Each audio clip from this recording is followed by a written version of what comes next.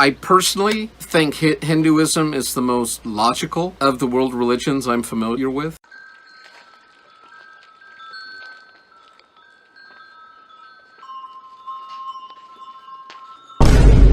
I personally think Hinduism is the most logical. Can Hinduism and science coexist? Yes, now that principle-oriented Hinduism will stand the test of science extremely well. देखिए, अगर हम गाय के गोबर की बात करें तो मेरी मम्मी तो एकादशी के व्रत पे हमेशा गाय का गोबर लेती थी। ये देखिए, एक चम्मच गोबर, अगर हम एक चम्मच गोबर खा ले। Now that principle-oriented Hinduism will stand the test of science extremely well.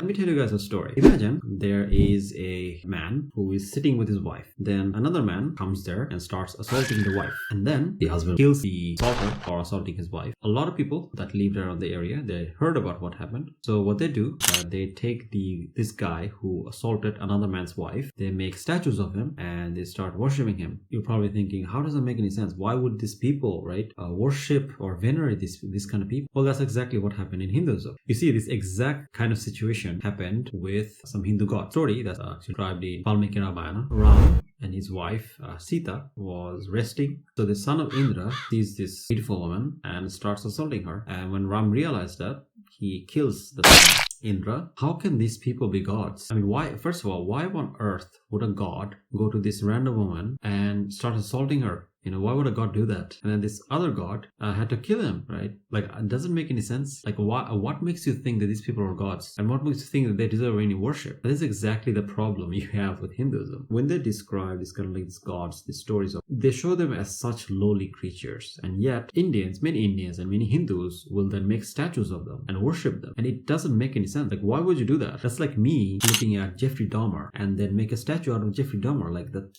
doesn't make any sense. First of all, gods would never do such things. If they're doing all this, they can be gods.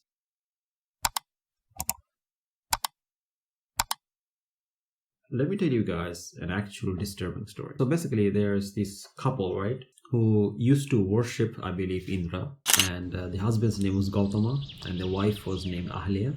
And Indra, who is supposed to be this god, actually transforms himself and turns into the husband of this woman, Ahalya. And then he goes to her. Then this Indra, he goes to her and says, "O most beautiful one, those overtaken by passion would not await the completion of the menstruational period, favorable for copulation. O man of fine waist, I desire union with you." So he's going to this one and saying that, "Hey, I want to have sex with you. Please note, someone else's wife. O delight of Raghus, the evil intention Ahalya, inclined towards the king of the celestials and knowing him to be the thousand-eyed Indra in the guise of aesthetic, consented for the union." So this woman actually realized that this is not her husband. She realized this. But she's like, you know what? I mean, I know you're not my husband, but I'm going to sleep with you anyway. Stop it. So basically he left. Seeing him, the face of Lord of the God Indra turned pale. With fear. Imagine that. God is fearing a human being. having seen the wicked Indra with 1,000 eyes in the guise of an ascetic, the gentle sage Gautama got enraged and said, "O wicked natured one, assuming my form, you have done a forbidden act. For that reason, you should be devoid of scrotum." Cursed thus, out of anger by eminent Gautama, the testicles of Indra immediately dropped down on the earth. So basically what happened is that this guy caught this supposed god and caught his wife cheating on him, right? And then he goes and he cursed this supposed god and his balls drop off. Like, he cursed this god and his like penis falls off. He becomes like transgender, you know, he turned him woke. Like, how does this make any sense? Why would he be attracted to any woman? Why would he need to have sex? And then after having sex, why would he get affected by the curse of some random human beings? And then why would his balls drop off? Like, why does he even need balls for? Like, none of this makes any sense. This is clearly fairy tale. This is myth. There's so many Hindus, they actually believe these things. They actually believe that these things are not mythology. They think this is history, guys, you know? And this is one of the reasons why they will go to all these kind of like mosques saying that these supposed mythical creatures supposedly existed and everyone must bow down to them, you know. And all these Muslims, they made all this, destroyed all this mythological nonsense, you know. They destroyed all this mythological nonsense. And because of that, you know, they must take their revenge on these Muslims, right? For a bunch of fake stories. Also, even if I take it at face value and say that, oh, yeah, this is just stories, right? Because a lot of Hindus will say then, oh, these are just stories, right? It doesn't matter whether they're stories or not. I mean, what kind of message is this stories telling you? What is this teaching? This is teaching extramarital affairs. This is teaching adultery. This is promoting adultery, right? Which is evil. And everyone knows this. This is evil. This is promoting something evil. And what's funny is that extramarital affairs are actually very common in India. When they read these kind of stories, like what kind of message are they supposed to get from this? Now the thing is that with Islam, at least you can look at the religion. When evil things like this happen in society, you can look at the religion and say that, yeah, this is not a good thing. You shouldn't have done this. But in an Indian society, when Hindus look at the scripture, they're going to see that, yeah, it's completely fine.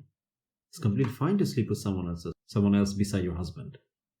This is disgusting. But what's funny is that this actually gets crazier. The story actually continues. It says, deprived of testicles, Indra with a frightened face addressed hordes of rishis and charanas with Agni in the forefront. By his Gautama's wrath, I have been deprived of my testicles. For that reason, O rishis, charanas and great devata, it is your duty to restore my testicles for the benefit I've given you. So basically he's Indra after losing his ball. He goes to this kind of like rishis and religious priests. He goes to them and says to them, hey guys, I lost my dick. You gotta restore my dick.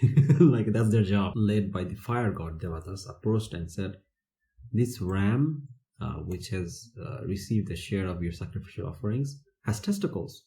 As Indra has been deprived of his own, take these testicles immediately and graft them onto Indra. Hearing the words of the fire god, the Pathividas assembled, uprooted the testicles of the ram and grafted them onto Indra. You can read about this in Valkanda chapter 49. So imagine this, right? So this Indra, this supposed god who lost his dick or lost his penis, goes to this kind of like Hindu sages and goes to them and begs them, guys, I need my dick back. I need my testicles back. Guys, help me. And this guy comes up with this brilliant idea. Right? This brilliant idea. Oh, hey, this goat has testicles. Why don't we take this goats of the testicle and put it on him? It's so great. And this is supposed to be a religion. This is a real religion that actually exists. Why does he have testicles? How can anyone make him lose his testicles? Is he supposed to be powerful, like all powerful even? Like what kind of like medical surgery is this? So I guess Indra was the first medical surgeon. Don't forget the adultery of Kunti. In Mahabharata, the protagonists are basically demigods. They're all bastards. So there's this king, right? This king, he can't have children. So he tells his wife, hey dear wife, I need children, right? And he tells her, his wife tells him, well, I have this kind of spell that can, make these gods appear in front of me, right? And then I can have sex with them, and I can give you children, right? And what's funny is that there's a line in the Mahabharata where the king actually says that, yes, actually this is great because this is allowed. So supposedly back then, Hindus were allowed, if they can't have children, they were actually allowed to have their wife be impregnated by a male member of someone from their family. Like someone from their family could literally impregnate someone else's wife if they cannot have children. Or a religious priest could come and have sex with someone else's wife to make her impregnant. Like this was literally a tradition that existed back according to Hinduism, right? So when the king hears this, he's like, oh my god, that's amazing.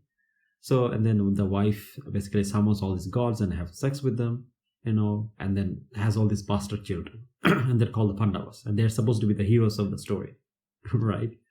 So these are like kind of like disgusting stories, and this is literal pornography. I don't know how else to say this. This is like, how can you teach this to your children? This is disgusting. So all the Pandavas are basically bastards. Not only that, so these Pandavas also gets married to one woman, and then they take turns to have sex with this one woman every year. This is promoting adultery. This is disgusting. So yeah, and this is the kind of nasty things that are taught in Hinduism. So yeah, stay away from Hinduism. So yeah, I guess that's about it. If you guys like the video, don't forget to like, share, subscribe, and if you want to support me, you can become a Patreon or a YouTube member. So yeah, I guess I'll see you guys next time, inshallah. Jazakallah khair. Assalamu alaikum warahmatullahi wabarakatuh.